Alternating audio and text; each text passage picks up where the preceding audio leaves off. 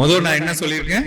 வண்டல் மண், மணல் வகை, பெருவெட்டு சரளை மண் உள்ள மண் அல்லது கொஞ்சம் களித்தன்மை உள்ள மண்.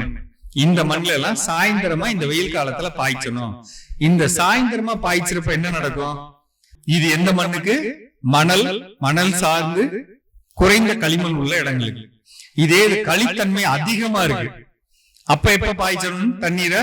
காலையில தண்ணி பாய்ச்சணும். ஏன் காலையில தண்ணி பாய்ச்சணும்? குறைஞ்சபட்சம் ஒரு ஜான் 15 சென்டிமீட்டர்ல இருந்து 20 சென்டிமீட்டர் ஆழத்துக்கு போயிடும்.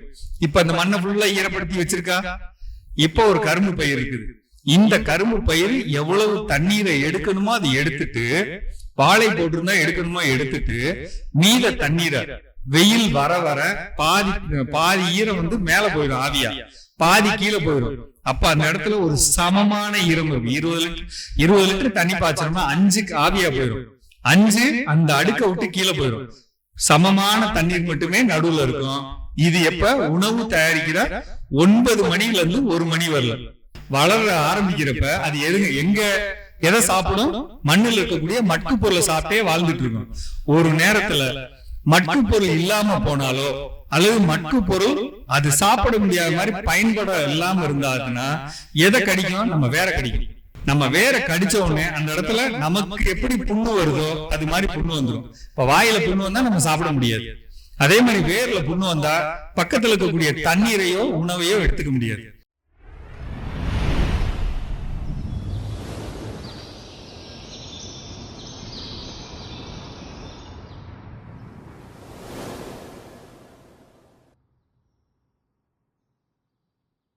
ஒரு வளர்ந்த கரும்பு இருக்கு, படுக்க வச்சீங்கன்னா எவ்வளவு நீளத்துக்கு அந்த வேர் இருக்குமோ அது அந்த அளவு நீளம் இருக்கும்.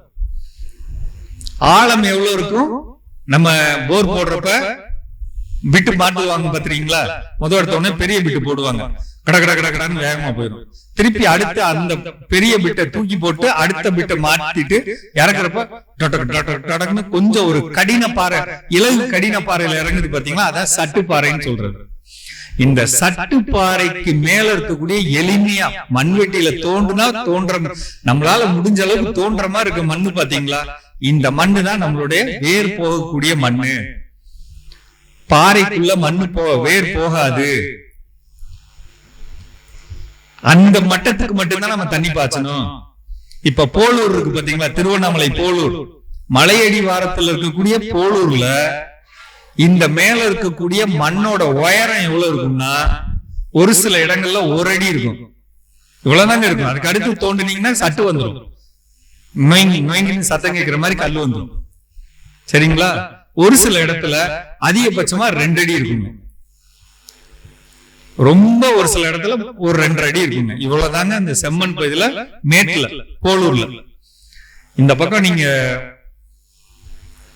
கள்ளக்குறிச்சி பண்ருட்டிக்கு முன்னாடி வரையிலுமே இருக்கக்கூடிய களிமண் பகுதிகளில் பாத்தீங்கன்னா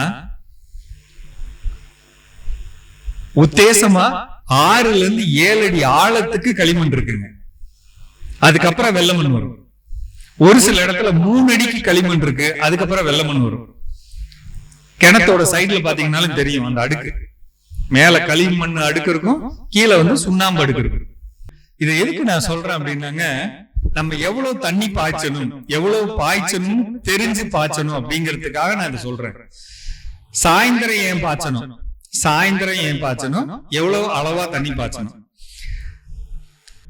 முதல் நான் என்ன சொல்லியிருக்கேன்? வண்டல் மண், மணல் வகை, பெருவெட்டு சரளை மண் உள்ள மண் அல்லது கொஞ்சம் களித்தன்மை உள்ள மண். இந்த மண்ல எல்லாம் சாயந்தரமா இந்த வெயில் காலத்துல பாய்ச்சணும். இந்த சாயந்தரமா பாய்ச்சிருப்ப என்ன நடக்கும்? வெயிலோட தாக்கம் இல்லாததுனால ரெண்டாவது அது கொஞ்ச நேரம் தண்ணி பாய்ச்சணும். ஏன் கொஞ்ச நேரம் தண்ணி பாய்ச்சணும்? இந்த மாதிரி மண்ணுல கொஞ்ச நேரம் தண்ணி பாய்ச்சிருப்ப இந்த இடம் மட்டும் ஈரமா இருக்கும். இறங்குற அளவுக்கு அந்த தண்ணீரோட எடை இருக்கு பாத்தீங்களா? இந்த இடத்துக்குள்ளேயே அது முடிஞ்சு போயிடும். இப்ப உதாரணத்துக்குங்க 20 லிட்டர் பாய்ச்ச வேண்டிய இடத்துல 5 லிட்டர் பாய்ச்சறது, 20 லிட்டர் பாய்ச்ச இடத்துல 5 லிட்டர் பாய்ச்சறது, அல்லது 7 லிட்டர் அல்லது 10 லிட்டர் பாய்ச்சறப்ப 20 லிட்டரோட எடை ஜாஸ்தியா இருக்கிறப்ப அங்க இருந்து அழுத்திக்கிட்டு தண்ணி இங்க வந்துடும். 10 லிட்டர் மட்டும் பாய்ச்சணும்னா இந்த இடத்தோட நிற்கும். அதுக்கப்புறம் ஈரம் வேணா நகரும். தண்ணீரோட தொடர்பு வந்து இந்த இடத்துலதான் அதிகமா இருக்கும். அப்பதான் நான் என்ன சொல்றேன், ஒரே நேரத்துல 20 லிட்டர் தண்ணி பாய்ச்சாம 5 லிட்டர், ஒரு வாரத்துக்கு 20 லிட்டர் தண்ணி பாய்ச்சாம ஒரு வாரத்துக்கு 4 தடவை 5 லிட்டர் தண்ணி பாய்ச்சுங்க. சாயந்தரமா தண்ணி பாய்ச்சுங்க. இரவு நேரத்துல ஒவ்வொரு பயிர்களும் சூரிய நிலாவோட வெளிச்சத்துல அது வளரும். அப்படி வளரும் போது சாயந்தர நேரத்துல நமக்கு தண்ணி பாய்ச்சும் போது இந்த ஈரத்தை பயன்படுத்தி அது வளரும்.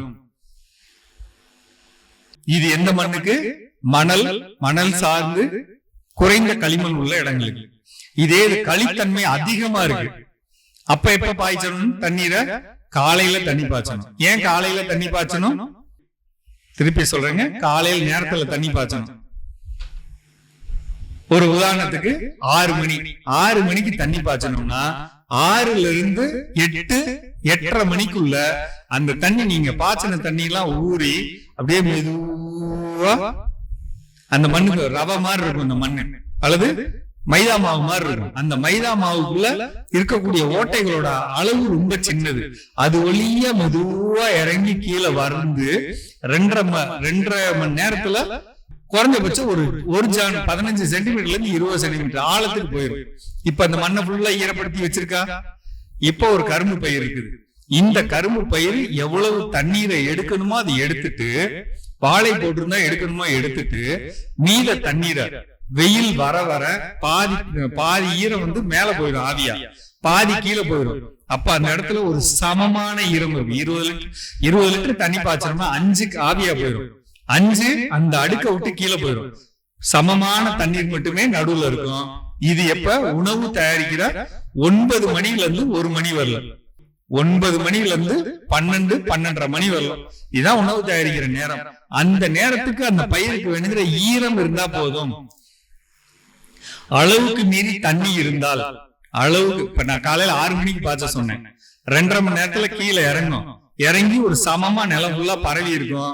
அப்ப நம்ம எவ்வளவு தண்ணி பாய்ச்சி இருந்தாலும் சமமா பரவி இருக்கும். இதே வந்து அளவுக்கு மீறி தண்ணி பாய்ச்சினா, இப்ப உதாரணத்துக்கு ஒரு ஏக்கருக்கு உத்தேசமா 1/2 மணி நேரத்துல இருந்து 3/4 மணி நேரம் தண்ணி பாய்ச்சலாம் அப்படின்னு ஒரு கணக்கு இருக்குன்னு வைங்க. 1.5 மணி நேரம் 2 மணி நேரம் பாய்ச்சறது, ஆன் பண்ணி விட்டு வீட்டுக்கு போயிட்டு வர்றது. அந்த மாதிரி பண்ணும்போது தண்ணீர் தெப்பமா நிக்கும் போது திருப்பி தண்ணி அப்படியே அழுந்தி கீழே வந்துகிட்டே இருக்கும். எப்ப? காலையில 6 மணிக்கு போட்டோம், 9 to 12 மணிக்கும் அந்த ஈரம் வந்துகிட்டே இருக்கும். அப்ப என்ன ஆயிடும்? அந்த வேர் வந்து மூச்சு விட முடியாது. நம்மளுக்கும் பயிர்களுக்கும் எந்த வித்தியாசம் இல்லைங்க. சிரிக்காது, பேசாது பயிர். மற்றபடி நம்ம எப்படி மூச்சு விடுறோமோ அது மாதிரி வேர் மூச்சு விடும், இலைகள் மூச்சு விடும். மண்ணுல வேர் போயிட்டு இருக்கிறப்ப அதை சுத்தி காத்து இல்லைன்னு வச்சுக்கோங்களேன். இப்ப இந்த இலைகள் உணவு தயாரிக்கிற நேரத்தில் என்ன நடக்கும்னு நினைக்கிறோம்? வெயில் அடிக்குது, இலை மேல வெயில் அடிக்குது, இந்த இடம் காயுது. காஞ்ச உடனே இந்த இடம் உணவு தயாரிக்க ஆரம்பிச்ச உடனே இது உறிஞ்சுது, இலை வந்து உறிஞ்சுது. எந்த தண்ணீரை? இலைக்குள்ள இருக்கக்கூடிய தண்ணீரை உறிஞ்சுது. இந்த இலை என்ன பண்ணுது? இலையோட காம்பை உறிஞ்சுது. காம்புல இருந்து இப்படி வந்து அதோட கிளை வந்து உடம்பு வந்து வேர்ல இருந்து தண்ணியை உறிஞ்சுது. எது? இந்த இலை. அந்த இலையில இருக்க ஓட்டைகள் ஒழுங்கா இருக்கணும் தான் நம்ம ஈயம் கரைசலை தெளிங்க, அதை தெளிங்க, இதை தெளிங்கன்னு சொல்றதெல்லாம் எதுக்கு அப்படின்னா, இலைய கழுவுறதுக்கு. கழுவி இந்த ஓட்டைகள் வெளியில தெரியணும் அப்படிங்கிறதுக்காக தான் நம்ம அதெல்லாம் தெளிங்கன்னு சொல்றோம்.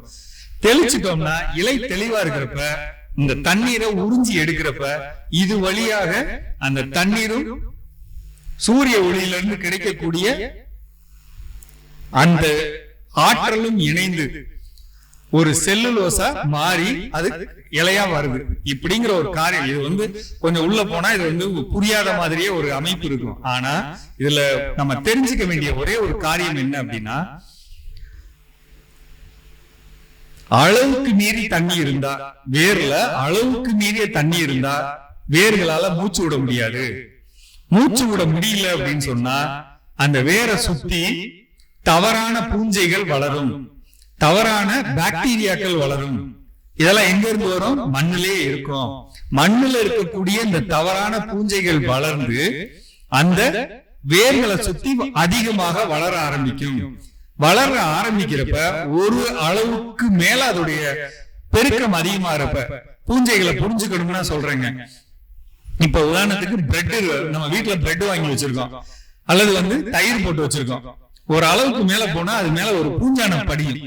சரிங்களா? அந்த பூஞ்சானம் படிஞ்சு இன்னைக்கு கொஞ்சம் இருக்கும், நாளைக்கு இன்னும் கொஞ்சம் பெருசாகும், இன்னும் கொஞ்சம் பெருசாகும்.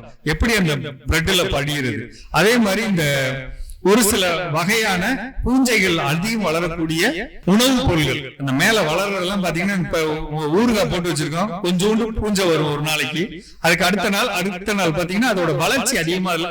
அதே மாதிரி பூமிக்குள்ள இருக்கக்கூடிய இந்த பூஞ்சைகளும் அப்படியே படரும், அப்படியே படர்ந்து வரும். இந்த படர்ந்து வரக்கூடிய இந்த பூஞ்சைகளோட எஃபெக்ட் அதிகமானதுக்கு அப்புறம் அது என்ன, அதுக்கான உணவுகள் கிடைக்கலன்னா அது என்ன செய்யும்? வேற கடிக்கும். அது எதை தூண்டும்? இந்த பூஞ்சைகள் பூஞ்சைகள் இன்னொரு காரியம் முக்கியமா பண்ணும், வேற ஃபுல்லா மூடிடுது. இதுதான் இந்த சுண்டூரல் தான் வேற ஃபுல்லா மூடிடும் இந்த பூஞ்சைகள். இது மூடிடுச்சுன்னா இதுல இருக்கக்கூடிய தண்ணீர் எடுக்கக்கூடிய ஓட்டைகள் எல்லாம் மூடிடும். இது மூடிடுச்சுன்னா தண்ணி எடுக்க முடியாது. அப்பதான் உங்க பயிர் இலைகள்லாம் தொங்கி அந்த செயலை காட்டுறது. இது முதல் காரியம். பூஞ்சைங்கிறது படர்ந்து வளரக்கூடியது. பாக்டீரியாங்கிறது என்ன சொல்றது, தூள் தூளா இருந்து தெரிக்கிற மாதிரி வரக்கூடிய அமைப்பு, அதுதான் பாக்டீரியா. அது இப்படி படர்ந்து வராது. பாக்டீரியாங்கிறது பாத்தீங்கன்னா தூள் தூளா இருக்கும். இப்ப உதாரணத்துக்கு எப்படி சொல்றது, ஒரு ரவைய கையில் அள்ளி எரிஞ்சா எப்படி இருக்கும், அது மாதிரியான அமைப்பு. அதுதான் பாக்டீரியா. அது என்ன செய்யும்? அதுவும் மூடும், பட் அதோடைய செயல்பாடு இன்னும் மோசமா இருக்கும். இது ரெண்டாவது. இதெல்லாம் போக இதுல இருந்து வரக்கூடிய அந்த கழிவு பொருள்கள், ஒரு செயலை செய்யும் போது வரக்கூடிய கழிவு பொருட்கள், இதெல்லாம் எதை அதிகப்படுத்துனா மண்ணுல நம்ம வேர்க்கரையான்னு சொல்றோம் பாத்தீங்களா, நூற்புழுக்கள். அந்த நூற்புழுக்களை வளர்க்கும். நூற்புழுக்கள் ஒரு மண்ணுல வேற கடிக்கிறதுக்கு 1000 வேணும் அப்படின்னு சொன்னா ஆரம்பத்துல அது ஒரு 50-20 தாங்க இருக்கும். எல்லா மண்ணிலையும் இருக்கும் நூற்புழுக்கள், இருக்கும் 50 அல்லது 20 இருக்கும். இப்ப இந்த தவறான பூஞ்சைகளும் நிறைய தண்ணீர் கொடுக்க இந்த நூற்புழுக்கள் வளர ஆரம்பிக்கிறப்ப அது எதை சாப்பிடும்? மண்ணில் இருக்கக்கூடிய மட்கு பொருளை சாப்பிட்டே வாழ்ந்துட்டு இருக்கும். ஒரு நேரத்துல மட்கு பொருள் இல்லாம போனாலோ அல்லது மட்கு பொருள் அது சாப்பிட முடியாத மாதிரி பயன்பட இல்லாம இருந்தாதுன்னா எதை கடிக்கும்? நம்ம வேற கடிக்கும். நம்ம வேற கடிச்ச உடனே அந்த இடத்துல நமக்கு எப்படி புண்ணு வருதோ அது மாதிரி புண்ணு வந்துடும். இப்ப வாயில புண்ணு வந்தா நம்ம சாப்பிட முடியாது. அதே மாதிரி வேர்ல புண்ணு வந்தா பக்கத்துல இருக்கக்கூடிய தண்ணீரையோ உணவையோ எடுத்துக்க முடியாது. இந்த வேலைதான் வேர்ல நடக்கிறது. அப்ப இதோட அடிப்படை என்ன? இப்ப நான் என்னென்ன சொல்லியிருக்கேன்? பூஞ்சை சொன்னேன், பாக்டீரியா சொன்னேன், அடுத்து வேர்ப்புழு சொன்னேன். இந்த மூணுக்குமான அடிப்படை என்ன? தேவையில்லாத தண்ணீர், அளவுக்கு அதிகமான தண்ணீர். அந்த தண்ணீரை அளவா கொடுக்கணும். இதாங்க நான் சொல்றது, அளவா கொடுக்கணும்.